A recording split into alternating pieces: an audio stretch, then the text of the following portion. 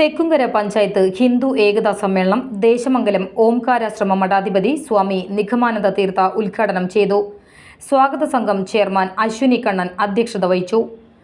ആചാരങ്ങളിലേക്ക് സമൂഹം മടങ്ങിവരണമെന്ന് RSS ക്ഷേത്രീയ പ്രചാരക് പ്രമുഖ് V Unnikrishnan പറഞ്ഞു. സ്വദേശി പൗരധർമ്മം, പരിസ്ഥിതി, സദ്ഭാവന, കുടുംബം എന്നിവ നഷ്ടപ്പെടാതെ സൂക്ഷിച്ചാൽ മാത്രമേ സമൂഹത്തിന് മുന്നോട്ടു പോകാൻ സാധിക്കൂവെന്നും അദ്ദേഹം കൂട്ടിച്ചേർത്തു. തെക്കുംകര പഞ്ചായത്ത് ഹിന്ദു ഏകതാ സമ്മേളനത്തിൽ മുഖ്യപ്രഭാഷണം നടത്തുകയായിരുന്നു അദ്ദേഹം. General convener MK Ashokan, EV Narayanan, MS Sasikumar, Raghu Palissery, Sivadasan കോട്ടയിൽ, ദിനേശൻ തടത്തിൽ, രാജീവ് മൂത്തമന, സുഷമ രവി, K പ്രകാശൻ എന്നിവർ സംസാരിച്ചു. മെഗാ തിരുവാതിരക്കളിയും ഭജനയും നടന്നു.